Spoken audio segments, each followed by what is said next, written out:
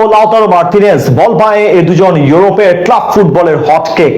বিশ্বকাপের আগে তাই তো কোচ লিওনেল স্কালোনি পড়েছেন একটা মধুর সমস্যায়। অভিজ্ঞ লিওনেল মেসির সাথে আক্রমণ ভাগে বাজিমাত করবেন কে তা নিয়ে দ্বিধা কাজ করছে আকাশী নীলদের টিম ম্যানেজমেন্টে।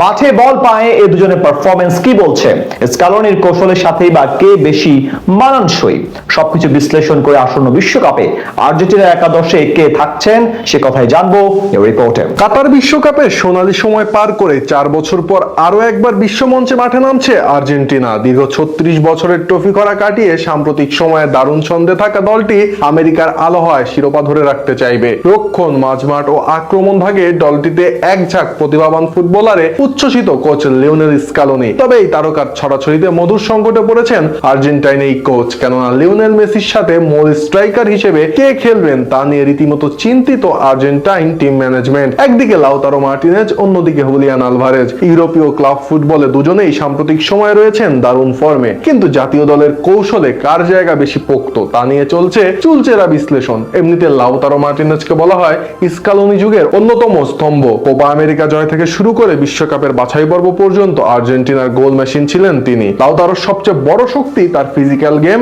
এবং ডি বক্সের ভেতর দারুণ পজিশনিং। তিনি প্রথাগত নাম্বার 9 হিসেবে প্রতিপক্ষের ডিফেন্ডারদের ব্যস্ত রাখতে দক্ষ, যা মেসিকে নিচে নেমে খেলা তৈরির বাড়তি জায়গা করে দেবে। আর এমনিতেই লাউতারোর সাথে মেসির জুটি ইতোমধ্যেই মাঠে পরীক্ষিত।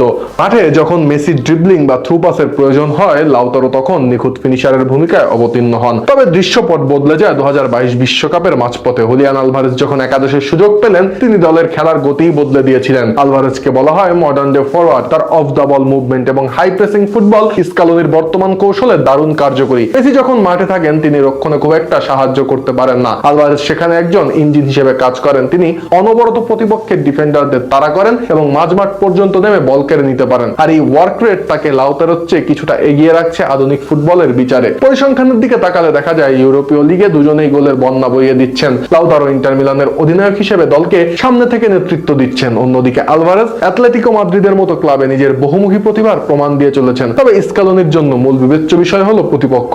যদি প্রতিপক্ষ রক্ষণাত্মক খেলে এবং বক্সে জটলা তৈরি করতে পছন্দ করে, তবে লাউতারোর শারীরিক উপস্থিতি এবং হেড করার ক্ষমতা বেশি কার্যকর হতে পারে। তবে প্রতিপক্ষ যদি হাইলাইন ডিফেন্স খেলে, তবে আলভারেজের গতি এবং স্পেস খুঁজে নেওয়ার ক্ষমতা হবে আর্জেন্টিনার মূল হাতিয়ার। তাই বড় ম্যাচের স্নায়ুচাপ এবং গত কয়েক বছরের পারফরমেন্স বিবেচনায় আলভারেজ হয়তো শুরুর একাদশে সামান্য এগিয়েই থাকবেন, কারণ মেসি এখন বয়সের কারণে মাঠে যতটা কম দৌড়াতে পারবেন, সেই ঘাটতি পূরণে আলভারেজের অবিরাম দৌড়ানোর ক্ষমতা কোচকে স্বস্তি দেবে। তবে আসন্ন বিশ্বকাপে আর্জেন্টাইন দলে শেষ পর্যন্ত কে খেলবেন তা নির্ভর করবে ম্যাচের আগে স্কালোনির কৌশলের ওপর। তবে এটা নিশ্চিত যে প্রতিপক্ষ বিবেচনায় সতীর্থ হিসেবে লিওনেল মেসি যাকেই পান না কেন, তিনি কেবল গোল করতে নয়, বরং গোল করাতে এবং মেসির জন্য জায়গা তৈরি করতে নিজের সবটুকু উজাড় করে দেবেন।